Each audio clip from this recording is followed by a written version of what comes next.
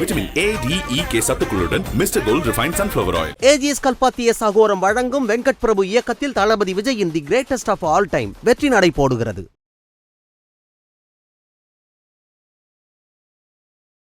இப்போ இருக்க காலகட்டத்தில் நிறைய ஆண்கள் மாஸ் மீடியா, சோஷியல் மீடியா இதோட இன்ஃப்ளூயன்சஸ்னால ஆண் உறுப்புக்குன்னு ஒரு ஸ்பெசிஃபிக்கான சைஸ் இருக்குது.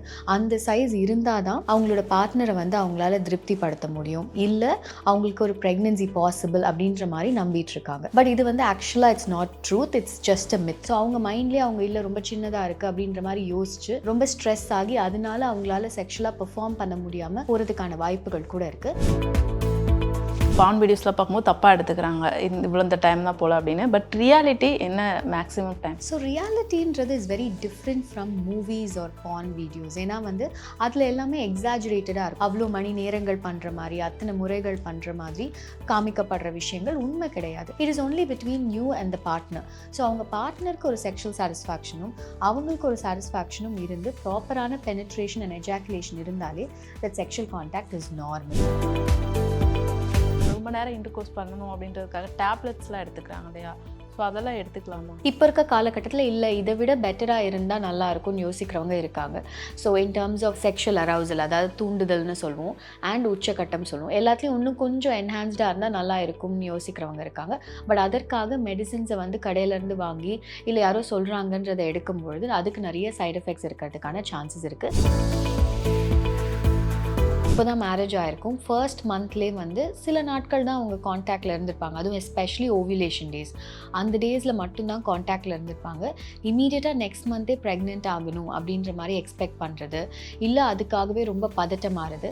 அண்ட் ஃபேமிலியுமே எல்லாரும் சொசைட்டல் ப்ரெஷர் இல்லை ஃபேமிலி ப்ரெஷர், அவங்களே அவங்க மேலே திணிச்சிக்கிற ப்ரெஷர் அப்படின்றதுக்காகவே ஒரு எக்ஸ்பெக்டேஷன்ஸ் ரொம்ப ஹையாக இருக்கும். பைனாப்பிள் பாய்ஸ் சாப்பிட்டா அப்படின்னா செமனோட டேஸ்ட் மாறும் அப்படின்னு சொல்லி ஒரு விஷயம் போயிட்டுருக்கு.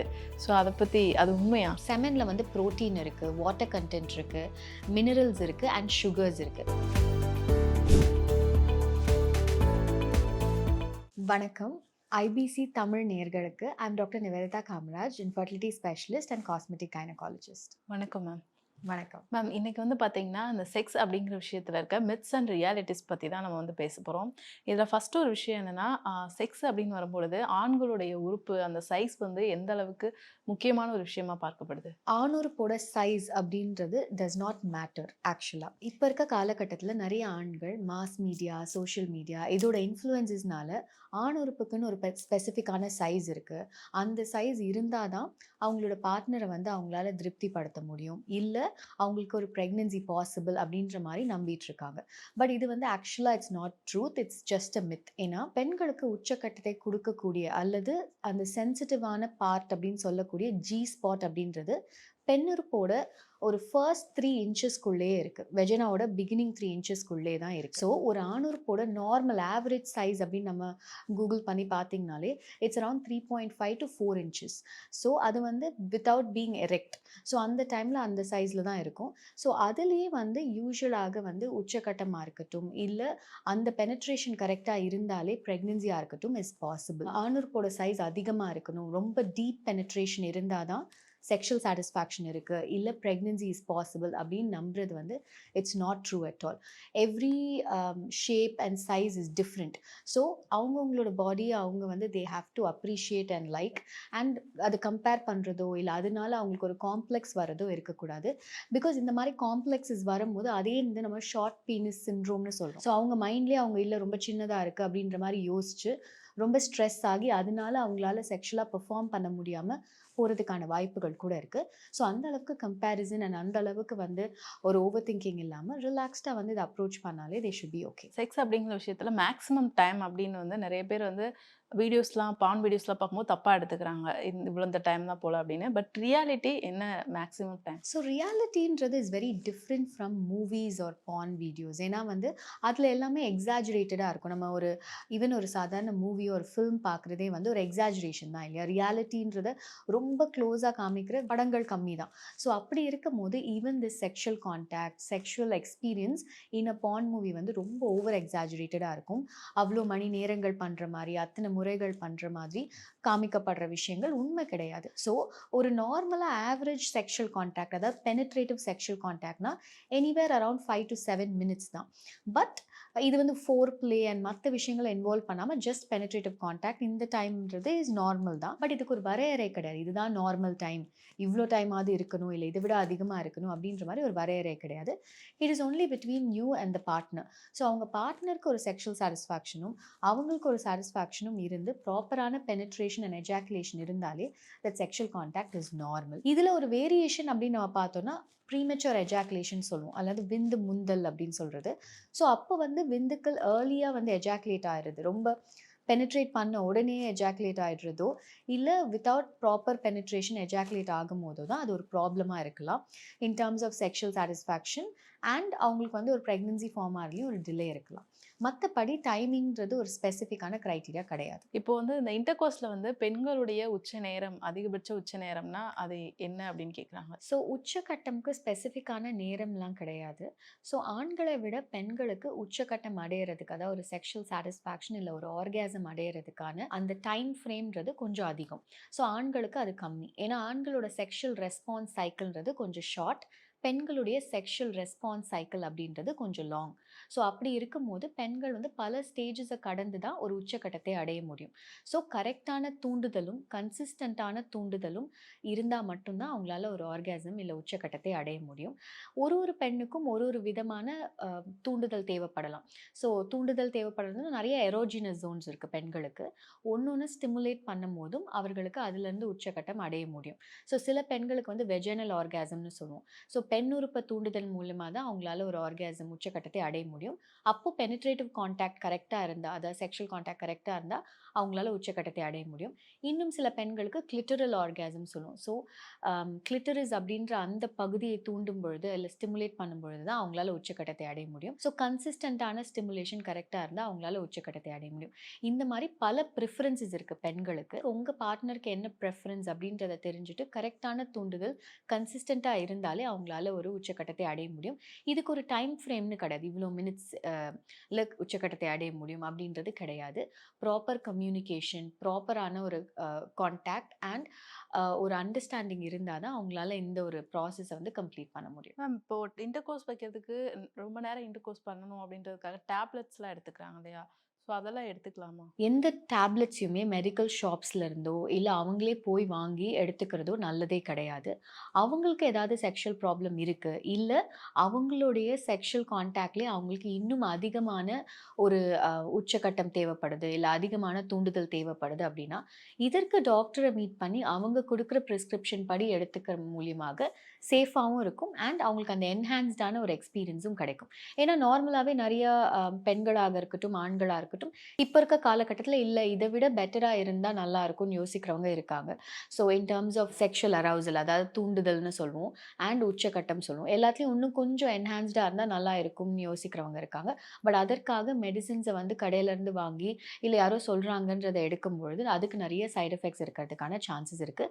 பட் கரெக்டான டாக்டர் அணுகி அதற்கான மெடிகேஷன்ஸ் எடுக்கும்போது கண்டிப்பாக அது ப்ளஷரபுளாக இருக்கும். ஹார்ட் ப்ராப்ளம் இருக்கவங்க வந்து செக்ஸில் ஈடுபடலாமா அப்படின்ற ஒரு கொஸ்டின் இருக்கு மேம். ஸோ ஹார்ட் டிசீஸ் அப்படின்றதுல பல வகைகள் இருக்கு இல்லையா, பல பிரச்சனைகள் இருக்குது ஹார்ட் ப்ராப்ளம்ஸில். ஸோ என்ன மாதிரியான பிரச்சனைகள் அவர்களுக்கு இருக்குது அப்படின்றத மனதில் கொண்டு தான் நம்ம என்ன மாதிரியான செக்ஷுவல் கான்டாக்ட் அவங்களுக்கு அட்வைசபிள் அப்படின்றத நம்ம சொல்ல முடியும். ஸோ இட் நீட்ஸ் ஒரு டாக்டரோட ஒரு அறிவுரை தேவைப்படும் இந்த இடத்துல. இப்போ வந்து ஆண்கள் வந்து ஒரே டைமில் ரிப்பீட்டாக வந்து இன்டர்கோர்ஸ் பண்ணிக்க முடியல அப்படின்ற ஒரு பிரச்சனைகள் வருது இல்லையா? ஸோ அந்த மாதிரி பண்ண முடியுமா? பாசிபிள் இருக்கா? திரும்ப திரும்ப ஒரே நேரத்தில் அடுத்தடுத்து வந்து ஒரு செக்ஷுவல் கான்டாக்ட் இல்லை ஒரு வெறுப்புத்தன்மை அவங்களுக்கு ஏற்படணும் அப்படின்றது பாசிபிள் தான், பாசிபிள் இல்லைன்றது கிடையாது. ஆனால் இப்போது பல படங்களில் காமிக்கிற மாதிரியோ இல்லை பான் வீடியோஸில் காமிக்கிற மாதிரியோ ரொம்ப குவிக்காகவும் ரொம்ப இம்மீடியட்டாகவும் இருக்கிறதுக்கான சான்சஸ் கம்மி.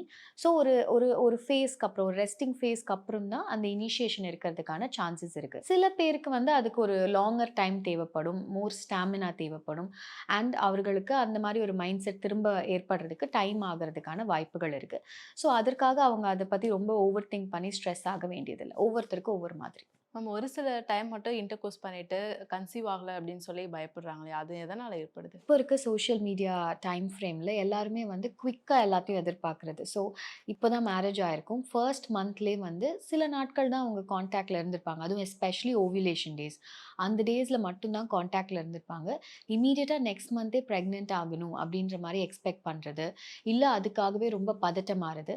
அண்ட் ஃபேமிலியுமே எல்லாரும் அவங்களோட ஃபேமிலியில் யாராவது ஒருத்தர் வந்து ஏர்லியாக கன்சீவ் ஆகிருப்பாங்க, 1 மாதத்துலேயே கன்சீவ் ஆகிருப்பாங்க, இல்லை 2 மாதத்துலேயே கன்சீவ் ஆகிருப்பாங்க. ஸோ ஏன் நீங்கள் கன்சீவ் ஆகலைன்ற மாதிரி ப்ரெஷர் அவங்க மேலே செலுத்துறது, சொசைட்டல் ப்ரெஷர் இல்லை ஃபேமிலி ப்ரெஷர், அவங்களே அவங்க மேலே திணிச்சுக்கிற ப்ரெஷர் அப்படின்றதுக்காகவே ஒரு எக்ஸ்பெக்டேஷன்ஸ் ரொம்ப ஹையாக இருக்கும். ஸோ இந்த மாதம் நம்ம சில நாட்கள் சேர்ந்துருந்தோம், கண்டிப்பாக ப்ரெக்னென்ட் ஆகணும் அப்படின்ற மாதிரி ஒரு மைண்ட் செட்டில் இருப்பாங்க.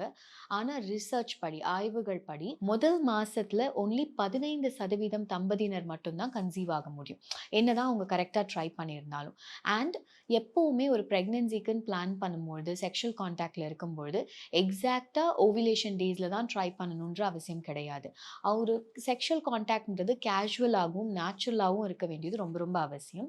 ஸோ அப்படி பார்த்தோன்னா அவங்களோட மாதவிடாய் முடிந்த 8வது நாட்கள்லேருந்து அவங்களோட மாதவிடாய் முடிந்து 20th டே வரைக்கும் ஒரு நாள் விட்டு ஒரு நாள் செக்ஷுவல் கான்டாக்டில் இருக்குது இஸ் ஆல்வேஸ் அட்வைசபிள். அந்த மாதிரி ரெகுலராக கான்டாக்டில் இருக்கும் பொழுது இன்னும் சில மாதங்கள் ரிலாக்ஸ்டாக அவங்க ட்ரை பண்ணும்போது டெஃபினட்டாக கன்சீவ் ஆக முடியும். ஏன்னா மாதங்கள் தள்ள தள்ள அவங்களோட கன்சீவ் ஆகிறதுக்கான வாய்ப்புகளுமே அதிகமாகுது. ஸோ நான் முன்னாடி சொன்ன மாதிரி முதல் மாதத்தில் 15% தம்பதியினர் தான் கன்சீவ் ஆக முடியும். இதே 3 மாதத்தில் 40% தம்பதியினரால் கன்சீவ் ஆக முடியும். 6 மாதத்தில் 60% தம்பதியினரால் கன்சீவ் ஆக முடியும். அண்ட் 16 மந்த்ஸில் ஆல்மோஸ்ட் 90% தம்பதியினரால் கன்சீவ் ஆக முடியும். ஸோ ஒவ்வொருத்தருக்கும் ஒரு காலகட்டம் தேவைப்படும். ரொம்ப வந்து ஸ்ட்ரெஸ்டாக வந்து ஒரு மாதத்துலேயே கன்சீவ் ஆகணும், இல்லை அடுத்த மாதமே கன்சீவ் ஆகணும் அப்படின்ற மாதிரி ஒரு ப்ரெஷரை அவங்களே அவங்களுக்குள்ள திணிச்சுக்க கூடாது. இப்போ டயாபெட்டிஸ் இருக்கவங்க வந்து செக்ஸ் லைஃப்பில் வந்து ஈடுபடலாமா? டயபெட்டிஸ் அல்லது சர்க்கரை நோயில் வந்து சில பிரச்சனைகள் இருக்க தான் செய்யும், செக்ஷுவல் கான்டாக்டாக இருந்தாலும் சரி, ப்ரெக்னென்சியாக இருந்தாலும் சரி. ஸோ ஆண்களுக்கு பார்த்திங்கன்னா அதிக அளவு சர்க்கரை நோய் இருக்கும் பொழுது, அவங்களோட சுகர் லெவல்ஸ் ரொம்ப ஹையாக இருந்து அன்கண்ட்ரோல் டயபெட்டிஸாக இருக்கும் பொழுது அவர்களுக்கு ஆணுறுப்புக்கு போகிற ரத்த ஓட்டத்தில் சில பாதிப்புகள் வர்றதுக்கான வாய்ப்புகள் இருக்குது. ஸோ விரப்புத்தன்மையிலையோ இல்லை விந்து ரிலீஸ்லையோ பிரச்சனைகள் இருக்கிறதுக்கான வாய்ப்புகள் இருக்குது. அதே மாதிரி பல வருடங்களாக அவங்களுக்கு அன்கண்ட்ரோல்டாக ஒரு டயபெட்டிஸ் இருக்கும் பொழுது அவர்களுக்கு விந்தணுக்களோட எண்ணிக்கை, நீந்திரத்தன்மை, உருவமைப்பில் சில மாற்றங்கள் வர்றதுக்கான வாய்ப்புகள் இருக்குது. ஸோ செக்ஷுவலாகவும் சரி இல்லை ஃபர்டிலிட்டிலையும் சரி அவர்களுக்கு கொஞ்சம் பிரச்சனைகள் இருக்கிறதுக்கான வாய்ப்புகள் இருக்குது. ஸோ கண்ட்ரோல் பண்ண வேண்டியது அவசியம். அவங்களோட டயபெட்டிஸ் லெவல்ஸை இன்சுலின் எடுத்தோ இல்லை மெடிகேஷன்ஸ் எடுத்தோ இல்லை லைஃப் ஸ்டைல் சேஞ்சஸ் கொண்டு வந்தோ கண்டிப்பாக கண்ட்ரோல் பண்ண வேண்டியது ரொம்ப ரொம்ப அவசியம். இதே பெண்களுக்கு பார்த்தோன்னா அதே மாதிரி தான், அவங்களுக்கு அன்கண்ட்ரோல் டயபெட்டிஸ் இருக்கும் பொழுது கருமுட்டைகளோட வளர்ச்சி, கருமுட்டைகளோட குவாலிட்டியில் பாதிப்புகள் இருக்க வாய்ப்புகள் இருக்குது. அதே மாதிரி ஒரு வேளை ப்ரெக்னென்ட் ஆனாலும் ப்ரெக்னென்சிலையும் சுகர்ஸ் வரதுக்கான வாய்ப்புகள் இருக்குது. கரு வளர்ச்சியிலையும் கருவோட டெவலப்மெண்ட்லையும் சில ப்ராப்ளம்ஸ் வரதுக்கான வாய்ப்புகள் இருக்குது. ஸோ கண்டிப்பாக டயபெட்டிஸ் அப்படின்றத கண்ட்ரோல் பண்ணி கரெக்டான மெடிகேஷன்ஸ் எடுத்து அதற்கப்புறம் ப்ரெக்னென்சி பிளான் பண்ண வேண்டியது ரொம்ப ரொம்ப அவசியம். மேம், இப்போ சோஷியல் மீடியாவில் வந்து நம்ம பைனாப்பிள் பாய் சாப்பிட்டா அப்படின்னா செமனோட டேஸ்ட் மாறும் அப்படின்னு சொல்லி ஒரு விஷயம் போயிட்டுருக்கு. ஸோ அதை பற்றி அது உண்மையா? சோஷியல் மீடியாவில் இருக்க எல்லா விஷயங்களும் உண்மை கிடையாது. But in terms of semen, இப்போது செமனோட டேஸ்ட் அப்படின்றது வந்து பல ஃபேக்டர்ஸ்னால டிசைட் பண்ணுற ஒரு விஷயம். ஸோ செமனில் வந்து ப்ரோட்டீன் இருக்குது, வாட்டர் கண்டென்ட் இருக்குது, மினரல்ஸ் இருக்குது அண்ட் சுகர்ஸ் இருக்குது. ஸோ பழங்கள்னு எடுத்துக்கிட்டாலே அதில் அதிகமான சுகர் கண்டென்ட் இருக்குது, நேச்சுரல் சுகர்ஸ் ஆஃப்கோர்ஸ். ஸோ பல பழங்கள் எடுத்துக்கும் பொழுது அந்த நேச்சுரல் சுகர்ஸ் வந்து செமனோட டேஸ்ட்டை பிரேக் டவுன் பண்ணுறதுக்கான சான்சஸ் அதிகம். ஸோ இப்போ பைனாப்பிள்னு எடுத்துக்கிட்டிங்கன்னா கூட ப்ரோமிலின் அப்படின்ற ஒரு என்சைம் இருக்குது, அதனால இந்த செமனோட டேஸ்ட் இன்க்ரீஸ் ஆகிறதுக்கான வாய்ப்புகள் இருக்குது. பட் இதுக்கு பெரிய ஆய்வுகளோ ரீசர்ச்சோ இல்லை ஒரு ப்ரூவன் எவிடன்ஸோ கிடையாது. Vitamin A, D, E K சத்துக்களுடன் Mister Gold refined sunflower oil. AGS கல்பாத்திய சகோரம் வழங்கும் வெங்கட் பிரபு இயக்கத்தில் தளபதி விஜயின் the greatest of all time வெற்றி நடை போடுகிறது.